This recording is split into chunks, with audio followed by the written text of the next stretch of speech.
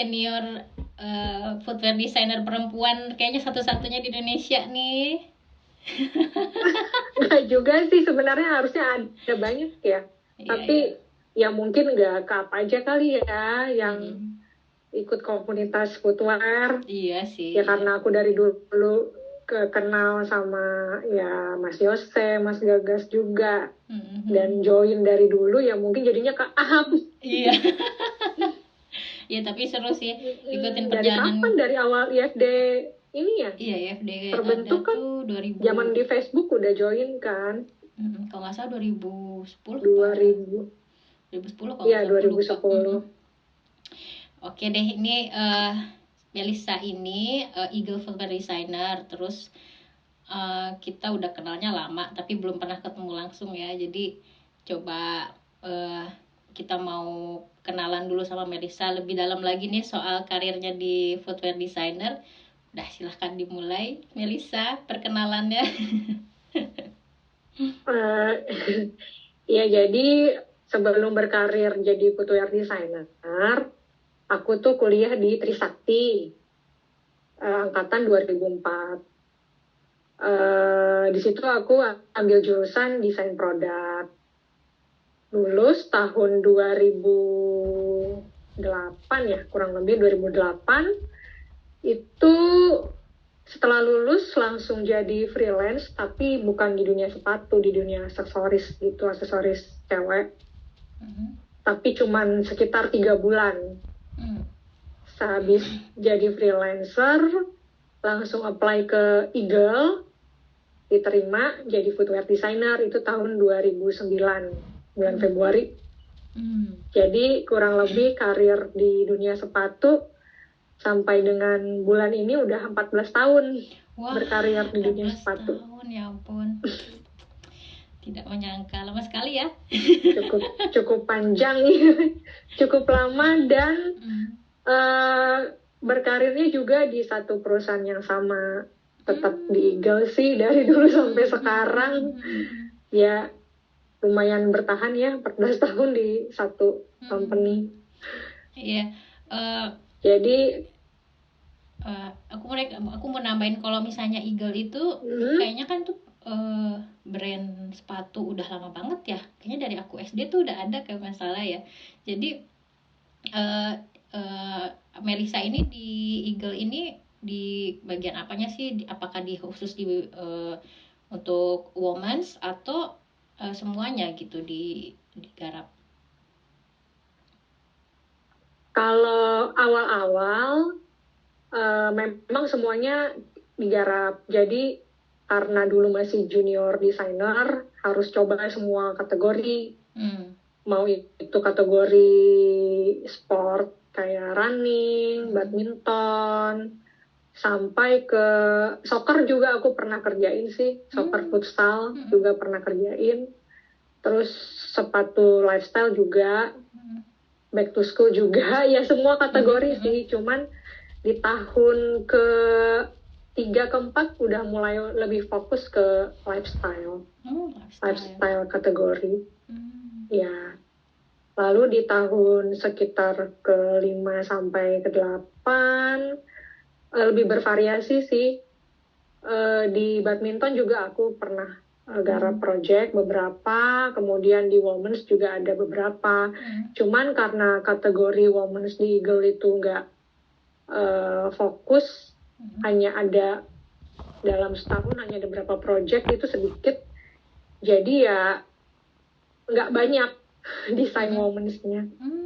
Gitu. Apalagi sekarang kan Eagle udah fokusnya ke badminton, jadi untuk kategori lifestyle juga udah nggak terlalu banyak desainnya, dan lebih banyak sih di badminton.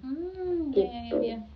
Cuman untuk sekarang ini, karena posisi aku sebenarnya dibilangnya apa ya posisinya, aku sekarang sebagai asisten manajer di Eagle. Jadi tugasku kebanyakan memang bukan mendesain, lebih banyak kontrol dan manage kerjaan anak-anak desain. buat timeline, terus kayak lebih ke manage project, terus meeting antar divisi ya kayak gitu-gitu deh. Oh iya. Kalau untuk ngedesainnya sih paling kalau ada project yang perlu di backup aku backup sih. Kayak misalnya ada kategori yang anak-anak udah full kerjaannya perlu di backup ya aku backup ngedesain. Cuman itu pun nggak sebulan sekali aku ngedesain, jadi bisa jadi dalam project ini kan biasanya per quarter ya, dalam 3 bulan ada desain baru ya, mungkin dalam 1 quarter itu aku bantu ngedesain gitu sih Mbak Amel. Jadi udah agak panjang sekali ceritanya kalau mau dirunut satu persatu ya. Itu dari tahun berapa tuh? Maksudnya udah berapa tahun pindah jadi asisten manajer? Tapi lebih ke development kan ya? Masih tetap berhubungannya sama desain? Iya, masih tetap berhubungan dengan desain. Itu tahun 2017 jadi asisten manajer. Di situ mulai lebih memanage sih tepatnya, kayak ngatur schedule, terus kayak ada project-project penting juga harus ngaturin timeline-nya gitu.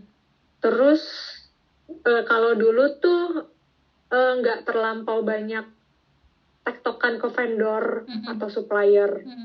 Tapi kalau sekarang itu lebih sering sih tektokan ke vendor dan supplier. Jadi istilahnya kayak R&D juga aku jadi pegang juga. Dan karena sekarang Eagle itu fokusnya nggak cuma sepatu ya. Kategori badminton kan luas produknya, nggak cuma sepatu, ada baju, ada tas, ada raket. Jadi aku harus ke vendor-vendor yang berhubungan dengan produk itu juga. Jadi nggak cuma sepatu aja gue kerjain, Mbak. Oh iya. Ya tas juga aku harus ngawasin ya, baju juga, terus raket juga. Gitu. Jadi lumayan banyak lah. Banyak ya.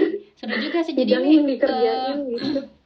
Ya, jadi dari Melisa ini bisa ceritain dari awal tentang apa karirnya tentang mendesain, sekarang udah ganti posisi jadi senior manager yang lebih mendevelop satu produk gitu.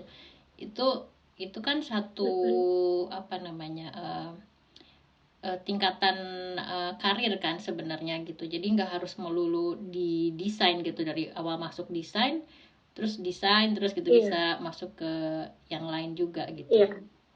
Oke. Ini silakan. Ya boleh silakan. Jadi maksudnya mau diceritain gimana aku bisa tiba-tiba jadi ke bidang yang lain gitu ya? Iya, maksudnya nanti dari footwear designer merambah berkembang gitu. Iya, berkembang. Karena kan ada yang berpikir kalau misalnya udah jadi desainer harus tetap aja jadi desainer. Mungkin lompatan karirnya cuman dari junior designer, senior designer, abis itu director gitu misalnya. Tapi kan Melisa masih ada di apa namanya, di lingkungan yang divisi yang sama, tapi berpindah cuman ke mendevelop satu produk, tapi mungkin mendesainnya nggak ikut karena lagi mendesain, tapi lebih mengkonsep, mengatur timeline, terus mungkin bisa jadi masuk ke ada hubungan dengan marketing dan lain-lainnya juga gitu mungkin. Ya benar nggak sih? Atau Melisa bisa jelasin lagi perpindahan posisi karirnya nih, divisinya nih sekarang? Mengenai perpindahan posisi sih karena ya atasan saya sebenarnya juga pindah waktu tahun lalu ya. Jadi mau nggak mau atasan saya yang di atas saya menempati posisi bos saya yang sudah pindah itu. Jadi saya harus mengisi kekosongan posisi itu kan. Dan harus membantu atasan saya juga karena banyak yang harus dikerjain juga waktu itu, dan akhirnya ya sudah saya ikut dalam menangani project-project yang nggak cuma berhubungan dengan desain aja. Jadi lingkupnya jadi lebih berkembang ya karena lebih bagus memang posisinya naik, lingkupnya juga otomatis tanggung jawabnya juga jadi lebih tambah banyak ya. Gitu aja sih sebenarnya, karena itu sih mau nggak mau aja. Tapi kalau misalnya ditanya lebih enak mana nih, mendesain atau jadi asisten manajer di bagian development ini? Lebih kalau sebagai yang sebelumnya sebagai yang sebelumnya desainer gitu. Ya, kalau yang lebih enak sih sebenarnya lebih enak mendesain sih. Mendesain kan udah ada directionnya ya. Maksudnya kita udah dapat directionnya, udah dapat konsepnya, udah tahu deh mau buat apa, tinggal kita aplikasikan dalam bentuk desain gitu kan. Nah kalau ini kan ya tanggung jawabnya sih lebih besar karena kita harus berurusan dengan vendor, otomatis kita berurusan dengan orang luar yang bukan dari lingkup kantor. Terus ya kita juga harus bisa kayak negosiasi juga sih, maksudnya belajar hal baru lagi dong ya jadinya. Iya, belajar hal baru yang tadinya aku nggak tahu sama sekali nih mengenai ketemu vendor tuh harus ngomong apa sih, terus gimana caranya supaya bisa bikin sampelnya tuh bagus, terus cepat, tepat waktu tuh gimana caranya tuh ternyata ada trik-trik tersendiri dan kita harus pinter-pinter kayak membaca karakter vendor juga karena setiap vendor kan beda-beda gitu orangnya. Jadi ya ada ilmu baru lagi yang aku dapatkan setelah menjadi asisten manajer di bidang develop ini dan desain dan develop sih. Wah. Ya seru juga sih. Sekarang ini kan tema di bulan Maret ini kan tentang International Women's Day. Jadi ini lebih ke hubungan kita nih para perempuan nih di industri ini nih. Terus ini aku mau nanya, ini Melisa kan udah 14 tahun tadi kan ada di industri ini, di Eagle ini udah 14 tahun gitu. Jadi apa sih kesannya berkarir sebagai footwear designer perempuan di Indonesia di industri ini gitu? Apa ada suka dukanya atau suatu hal yang kayaknya Melisa, wah ini perlu nih diceritain sama perempuan lain gitu? Coba silakan. Kalau aku pribadi ya suka dukanya berkarir di dunia footwear saat ini. Kalau awal-awal dulu waktu jadi junior footwear designer, memang karena belum ngerti juga ya dunia footwear, terus kayak yang waktu masuk pabrik tuh bingung, kok pabrik ternyata gini ya, panas banget apalagi kita kan perempuan kan maunya kerja di tempat yang rapi gimana gitu kan. Kalau pabrik itu tempatnya kan biasanya kayak yang banyak mesin, panas. Jadi waktu aku kunjungan ke pabrik tuh sempat yang, aduh gini banget sih kerjaannya, mesti panas-panasan gini, terus ke tempat mesin, kayak nggak biasa gitu. Tapi setelah lama-lama ngelihat proses pembuatan sepatu, produksi sepatu, pembuatan sampel dan sebagainya di pabrik, seru juga ya. Ternyata kayak gini bikin sepatu, oh ada step-stepnya, dan ternyata sepatu itu padahal kita lihatnya kayak gitu aja nih produknya, tapi ternyata bikinnya tuh nggak segampang itu. Jadi banyak belajar sih dari situ.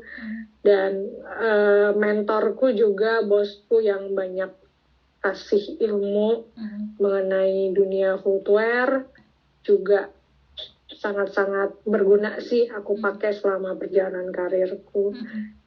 Dia pernah bilang, kamu tuh jarang saya temuin footwear designer cewek di Indonesia. Itu orang Korea yang bilang ke aku. Dia bilang, kamu tuh harus bertahan ya, soalnya kalau kamu bertahan kamu bisa jadi, mungkin jarang-jarang ada footwear designer cewek, kamu bisa jadi kelihatan gitu dibandingkan footwear designer yang lain karena kamu cewek gitu kan. Iya betul, benar banget sih. Juga sih. Ini jadi kan di footwear designer itu ya, ini dari komunitas kita ya, footwear designer Indonesia itu kan lebih banyak cowoknya nih gitu. Kalau Melisa sendiri berarti kan sekarang di kerjaan hubungannya sama junior-juniornya atau misalnya desainer yang lainnya juga kan banyak kan laki-laki. Itu gimana nih menghandlenya? Apakah mereka menganggap wah ini Ibu Ratu nih gimana nih gitu. Atau mereka sebenarnya memperlakukan Melisa sama aja gitu kayak teman-teman laki-laki yang lain. Gimana nih ceritanya kalau di kerjaan di kantor? Dari perjalanan karirku sih, memang waktu yang awal-awal kan masih jadi junior, ya diperlakukan seperti rekan sih, tetap seperti rekan kerja, cuman istimewanya ya karena perempuan, ya mungkin untuk pekerjaan kayak yang lebih ke arah teknikal tuh lebih apa ya, agak lebih dikurangi lah. Maksudnya kayak dulu aku ngedesain Otso tuh pas waktu jadi junior designer belum pernah ngedesain Otso, tapi setelah di tahun ke-4, ke-5 baru aku dikasih kesempatan untuk ngedesain Otso karena mereka mungkin menganggap sudah mengerti lah mengenai dunia footwear sepenuhnya, jadi diberi kesempatan itu karena kan mendesain Otso tuh nggak mudah ya, banyak teknikalnya lah. Terus kalau mengenai kerja sama dengan rekan-rekan yang laki-laki sih sebenarnya nggak ada masalah ya, kita kayak teman rekan kerja biasa aja. Iya, kayak di kampus aja ya. Kalau dibilang kalau dibilang istimewa sih nggak juga ya, sama aja sih sebenarnya ya, kita kerja ya seperti rekan kerja pada umumnya, maksudnya nggak ada pengecualian. Paling pengecualinya kalau kayak misalnya ada acara event meeting besar gitu, kita harus beres-beres sepatu, masukin ke kardus. Bagian-bagian yang kayak ngangkat berat gitu mungkin agak diistimewakan ya kali karena cewek. Ya itu kelebihan yang perempuan lebih ya. Ke itu aja sih selebihnya. Kalau mengenai kerja desain sama aja, nggak ada istimewanya ya, sama aja laki-laki perempuan sama gitu. Kalau ini kayak misalnya ada project yang women's gitu, itu langsung ke Melisa nggak sih, atau ternyata di yang rekan yang lain juga sama aja dikasih project women's? Sebenarnya kalau untuk project women's sih ke rekan yang lain juga tetap dikasih kalau mereka mau coba ya. Karena kan kadang-kadang kita kalau ada project kita suka tanya, jadi kita nggak tunjuk, tanya siapa yang mau project ini gitu, biar lebih enak aja kalau misalnya mereka pengen ya kerjain aja. Dan ternyata rekan-rekanku juga pada pengen coba ngerjain project women's dan hasilnya juga nggak ini kok, maksudnya iya bagus juga, bukannya yang jadi kelihatan cowok banget, enggak sih. Ternyata mereka bisa juga cowok ngerjain project women's, tapi memang feel-nya agak berbeda ya, antara taste desain cewek dengan cowok itu memang kelihatan sih feel-nya. Dan kayak dari desain pattern-nya, terus cara karakternya itu beda sih. Gitu. Terus kalau kesulitannya apa sih, misalnya dikasih satu project yang cowok banget gitu, misalnya apa ya, mungkin di Eagle tuh football mungkin ya, sepatu sepak bola gitu misalnya, itu kan sangat cowok sekali gitu, jadi itu ada kesulitannya nggak sih untuk Melisa biar bisa menggali ke situ, atau Melisa malah mau masukin satu, oke aku mau masukin taste-nya agak perempuan nih gitu, nggak terlalu apa namanya gagah banget gitu misalnya, nggak terlalu maco banget, jadi dibikin agak sedikit kecewek-cewek, bukan kecewean ya, maksudnya lebih sedikit soft gitu, atau gimana? Ya kalau aku dulu pernah cobain project futsal soccer sih, pada akhirnya aku pengennya kan kalau kita ngerjain project itu ada konsep dan directionnya gitu kan pasti, jadi aku nggak bisa enaknya aja untuk ngedesain. Ngikutin mood board pasti ada, cuman pada akhirnya kalau aku pengennya sesuai dengan apa yang dikasih ya, directionnya seperti apa itu desain aku, tapi ternyata kok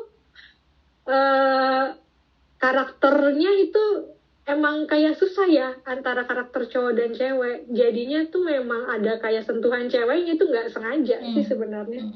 Kayak memang aku punya karakter sendiri untuk ngedesain yang memang bisa kelihatan kalau itu yang ngedesain cewek. Oh ya, di bagian apanya tuh yang pernah dikerjain jadi, misalnya? Kayak nggak secara sadar sih karakter-karakter cewek itu bisa jadi kelihatan gitu di desain aku. Walaupun sebenarnya tujuannya nggak pengen gitu, malah aku pengennya desain soccer aku pengennya katanya tough nih, tapi kok ada gitu elemen-elemen yang karakter aku ke bawah di situ gitu. Jadinya ya udah desain soccer aku kepilih buat desain soccer untuk anak-anak. Serius. Setelah itu aku nggak pernah desain soccer lagi, mungkin karena memang agak sulit ya mengimplementasikan karakter desain yang aku kerjain dengan tes aku ke direction yang memang untuk benar-benar kayak sesuatu yang soccer cowok-cowok banget gitu. Itu sih, itu termasuk kendala juga sih sebenarnya. Makanya setelah itu aku lebih banyak project di lifestyle dan moments, dan kebanyakan sih badminton dan tenis gitu. Wah, oke. Dari sekian lama kerja di Eagle, project yang paling seru apa sih? Project yang paling seru, project kolaborasi sih pastinya. Waktu sama Slang. Oh, sama Slang itu seru ya? Menurut aku. Slang. Jadi bisa kita bareng ya? Pernah kolaborasi sama Slang band. Dan tahu kan Slang yang nyanyi balikin. Tahu dong. Itu zaman aku masih ABG juga udah ada itu. Ya zamannya kakak juga masih ada, kayaknya udah ada itu. Iya. Nah, itu seru banget karena menurut aku selain mereka juga band legendaris Indonesia ya, kita diberi kesempatan untuk benar-benar bertukar pikiran sama semua personelnya. Jadi bisa kenal karakter mereka masing-masing, terus benar-benar kerja secara langsung dengan mereka, tukar pikiran sama mereka langsung, dan kita bisa tahu mereka sukanya seperti apa, mau desain apa, itu benar-benar kita obrolin bareng gitu. Jadi termasuk project yang istimewa sih, karena mungkin akan jarang-jarang kita bisa ngadain project kayak gitu lagi, dan responnya juga bagus sih di konsumen, banyak yang suka gitu. Dan termasuk salah satu porto yang aku banggakan juga sih karena bisa kolaborasi sama mereka. Iya. Seru juga sama Slang tuh. Untuk pertanyaan selanjutnya nih, Melissa ini kan salah satu footwear designer Indonesia yang udah lama berkarir di sini. Ini apa sih siapa dan apa sih yang menginspirasi Melissa untuk bisa terus bertahan di industri ini? Bisa diceritain mungkin. Jadi kalau aku pribadi, yang menginspirasi aku itu ada fashion designer dari luar, namanya Coco Chanel. Dia termasuk perempuan yang sering aku baca biografinya, perjalanan karirnya, dan sangat menginspirasi aku, terutama dalam karyanya sebagai fashion designer, dan dia juga bisa membangun brand hingga bisa sebesar sampai sekarang. Kenapa dia menjadi inspirasi aku tuh karena dia salah satu perempuan yang berpengaruh untuk mengubah suatu culture fashion. Dari yang dulu fashion itu kalau perempuan hanya boleh pakai rok, tapi waktu dia mendesain perempuan tuh nggak cuman pakai rok, tapi ada desainnya dia seperti rok kulot gitu, seperti celana, ada seperti itu. Dan karakter desainnya juga yang modern, dinamis, sehingga memungkinkan perempuan itu leluasa dalam bergerak. Dan saat itulah banyak perempuan-perempuan yang menjadi wanita karir dan mengenakan bajunya, dikarenakan bajunya itu memang memudahkan para perempuan untuk lebih dinamis gitu sih. Jadi seseorang yang sangat menginspirasi untuk kayak perempuan tuh bisa jadi seseorang yang mengubah culture ternyata loh, dari hanya sekedar fashion itu bisa membantu perempuan untuk menjadi seseorang yang berpengaruh lah dalam membentuk sebuah kemajuan zaman gitu sih kalau menurut aku. Dan kenapa jadi menginspirasi aku, ya aku berharap aku juga bisa menjadi seseorang yang menginspirasi juga bagi semua perempuan yang ingin berkarir di dunia desain terutama, dan lingkup kecilnya di dunia footwear juga gitu. Jadi jangan takut sih untuk perempuan yang ingin berkarir di dunia ini, karena kesempatannya ada loh ternyata. Dan kesempatannya itu juga nggak berhenti di situ aja. Kamu juga bisa mengembangkan karir kamu lebih luas lagi ternyata, dan banyak hal yang bisa dipelajari lah di dunia ini. Gitu. Ya, keren. Oke. Aku mau nanya ini, saat ini kan mungkin hanya beberapa orang yang kita kenal ada footwear designer perempuan di Indonesia gitu. Ini untuk mencari tahu atau merefleksi kenapa sih, apa sih yang terjadi sebenarnya kok bisa sampai jarang banget gitu desainer footwear designer perempuan itu di Indonesia. Kira-kira apa sih menurut Melisa alasannya? Kalau menurutku sih karena kurangnya informasi sih. Kurangnya informasi ke mereka mengenai dunia footwear designer itu seperti apa, dan gimana caranya supaya membuat mereka tertarik, itu sih sangat perlu ya. Karena memang dunia ini jarang diketahui orang. Orang kan mikirnya kalau desainer paling kan desainer grafis, interior, seperti itu kan yang mereka kenal. Jadi semakin banyak informasi yang kita berikan ke mereka, mungkin juga mereka akan menjadi tertarik untuk berkarir di dunia ini sih. Itu. Kalau misalnya mereka tahu ternyata banyak footwear designer di Indonesia, aku rasa sih para perempuan-perempuan Indonesia juga pasti akan tertarik untuk terjun ke dunia ini. Karena sebenarnya kalau footwear designer itu kan suatu produk yang lingkupnya mungkin lebih mendekati ke fashion ya. Jadi apalagi untuk perempuan kan sebenarnya dari interestnya aja banyak yang ke fashion. Harusnya sih nggak ada masalah ya kalau mereka mengenal dunia ini, dan kita harus lebih sering aja sih kasih informasi ke mereka supaya mereka juga nggak takut untuk melangkah ke dunia ini. Iya betul. Iya sih betul. Mungkin kalau misalnya aku tambahin sih, ya satu yang kayak kurang sosialisasinya juga tentang industri sepatu ini. Terus sama wanita ini atau perempuan ini biasanya mereka mikir kalau misalnya masuk industri itu kayak masuk ke pabrik atau masuk ke satu pekerjaan yang mungkin menurut mereka itu berat gitu, padahal sebenarnya nggak seperti itu gitu. Karena kan maksudnya kalau misalnya mau bilang footwear designer itu nggak harus jadi sport footwear designer, tapi bisa juga untuk ladies gitu, bisa juga di sepatu-sepatu perempuan gitu. Gitu sih kalau menurut aku ya.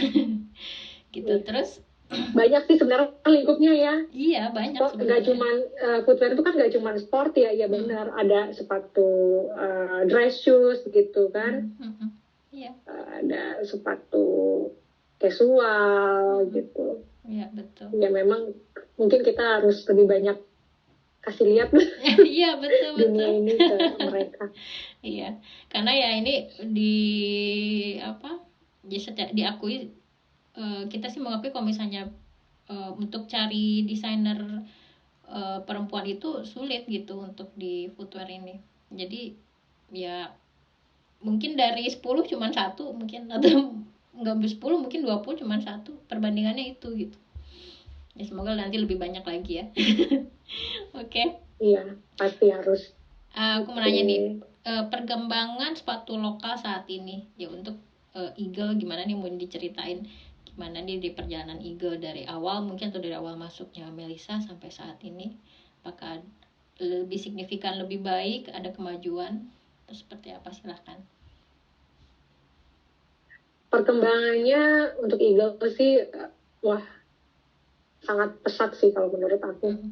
Makin lama makin mengkerucut gitu, jadi makin lama makin fokus. Yang tadinya awal-awal aku masuk sini benar-benar Eagle itu bikin semuanya deh, apa aja dibikin, sepatu apa aja, mulai dari sepatu sekolah, sepatu running, badminton, tenis, sampai ke sepatu apa gym juga dibikin semua. Benar-benar kayak masih mencari tahu sebenarnya mau fokus kemana. Tapi sekarang Eagle sudah menemukan jati dirinya lah istilahnya. Dulu kan Eagle memang kuat di kategori badminton, dan jadi sekarang kita benar-benar fokus ke satu kategori aja dan ingin melebarkan produk kita benar-benar di kategori badminton ini. Jadi perkembangannya lebih fokus aja sih kalau untuk Eagle secara brand, dan juga kalau antar brand lokal, Eagle menurut aku termasuk brand yang kompetitif lah di antara brand-brand yang lain. Apalagi sekarang untuk brand badminton nggak banyak ya di Indonesia. Mungkin yang paling kelihatan ya Eagle sekarang, dan ada sih beberapa kayak Play Power atau Aztec. Cuman untuk Eagle sekarang benar-benar agresif lah di dunia badminton ini, benar-benar ingin menguasai lah untuk kategori badminton. Makanya kita mengembangkan produk nggak cuma di sepatu aja, tapi di produk-produk yang lain juga. Cuman yang pasti kalau untuk sepatu, karena kita dari dulu bergerak di bidang sepatu, ya sepatu ini yang paling kita paling kita fokus lah untuk mengembangkan produknya. Dan di tahun-tahun berikutnya kita akan membuat sesuatu yang lebih menarik lagi lah untuk produk, terutama sepatu, yang kita harapkan ini bisa bersaing dengan brand-brand besar seperti brand Yonex ataupun brand Li-Ning yang sudah duluan sebagai pionir di badminton. Iya sih. Ya, aku juga optimis lah itu bakal terjadi di Eagle, karena ya Indonesia itu salah satu atlet badmintonnya cukup bersaing gitu dibandingin sama negara-negara yang lain gitu. Jadi why not, ini bisa saling supporting gitu antara brand dan juga atlet, dan bisa jadi lebih besar lagi ke depannya gitu. Amin. Oke. Amin. Ini pertanyaan terakhir nih. Udah gak kerasa juga ya, lama juga ngobrolnya. Apa harapan khusus untuk dunia persepatuan di Indonesia dan juga para perempuan yang ingin terjun sebagai footwear designer? Harapan khusus sih yang pasti mau brand sepatu Indonesia itu dikenal sampai ke global ya. Maunya seperti itu. Dan orang-orang Indonesia nggak merasa bahwa pakai brand lokal itu sebagai sesuatu yang kayak nomor 2 gitulah brand lokal. Pengennya sih konsumen lokal ini memakai brand sepatu Indonesia itu sebagai suatu kebanggaan gitu. Bangga nih kita pakai produk lokal. Dan nggak menjadi sesuatu yang kayak apa ya? Apa tuh? Sesuatu yang nomor 2 lah dibandingkan brand-brand besar yang lain gitu. Pokoknya brand Indonesia, sepatu Indonesia harus terjun ke global dan bisa bersaing dengan big brand. Itu sih harapan-harapan aku yang namanya juga mimpi ya, boleh setinggi-tinggi. Boleh dong. Terus ya mungkin iya, bisa sama kayak Anta atau Laini gitu, jadi mereka besarnya di Indonesia juga ya nggak masalah, nanti setelah besar di Indonesia mereka bisa besar keluar juga gitu. Iya. Terus untuk perempuan Indonesia yang ingin terjun ke dunia sepatu, yang penting jangan takut mencoba sih. Jangan takut kalau dunia sepatu ini akan berat atau susah atau ribet. Sebenarnya enggak sih, selama kita bisa belajar dari awal, kita pasti akan menemukan gimana serunya di dunia sepatu. Karena kalau udah ketemu nih keseruan di dunia sepatu, pasti kita bakal lebih berkembang lagi. Nggak cuma jadi footwear designer aja, mungkin jadi seseorang yang lebih banyak lagi perannya di dunia footwear gitu. Jadi terus tetap mencoba dan berani mencoba aja sih kalau menurut aku untuk perempuan-perempuan Indonesia. Ya, betul. Karena banyak kesempatan di dunia sepatu ini. Ya, betul. Iya sih, itu juga yang buat para perempuan ini sebenarnya ya nggak perlu takut dengan persaingan dengan laki-laki, karena kita ini akan ada tempatnya sendiri loh gitu. Karena ya sepatu itu kan bukan hanya untuk laki-laki aja, perempuan juga ada. Apalagi misalnya untuk sepatu anak, mungkin perempuan lebih bisa mengenal sepatu anak itu seperti apa sih gitu. Kita perlu sedikit nambahin taste-nya perempuan gitu di sepatu-sepatu. Iya benar itu juga sih. Aku sempat lupa pengen kasih tahu itu juga.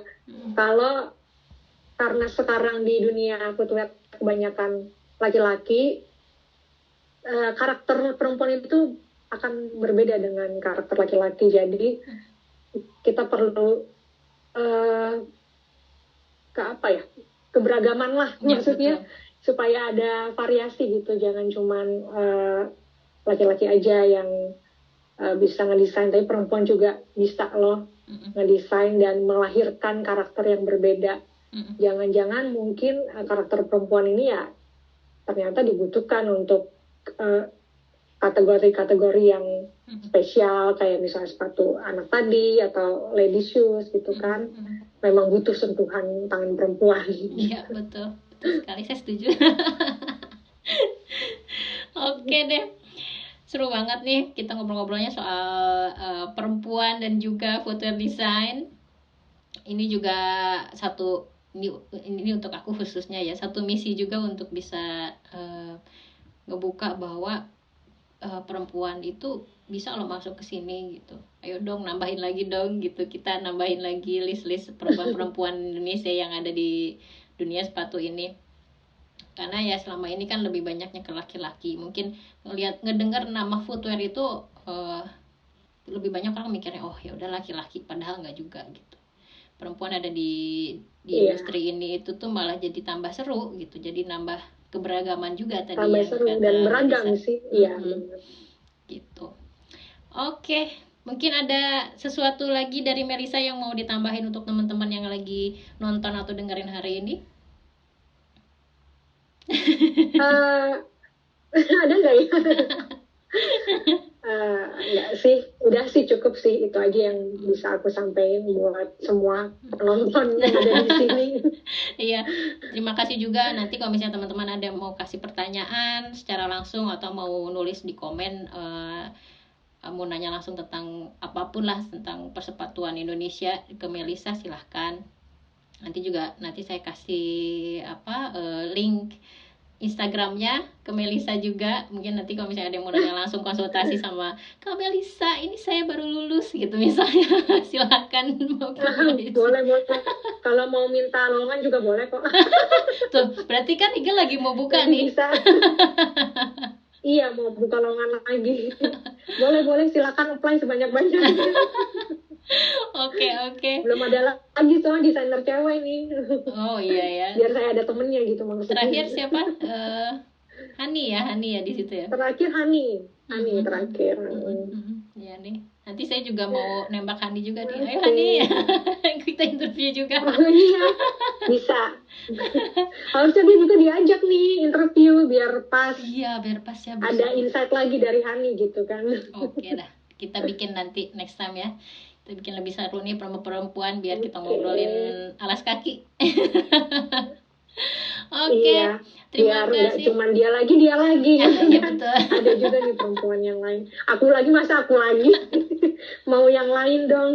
Lihat Oke. perempuan-perempuan yang uh, sebagai footwear designer gitu. Iya, oke. Terima kasih Melisa atas waktunya. Oke, nanti kita ketemu lagi. Oke, Aku dari Footwear sampai ketemu Forum. lagi. Aku Amel dari Footwear Forum Indonesia mengucapkan terima kasih untuk Melisa, juga dari Eagle yang udah ngasih waktunya untuk Melisa interview hari ini. Oke? Thank you. Bye. Oke, thank you. Bye.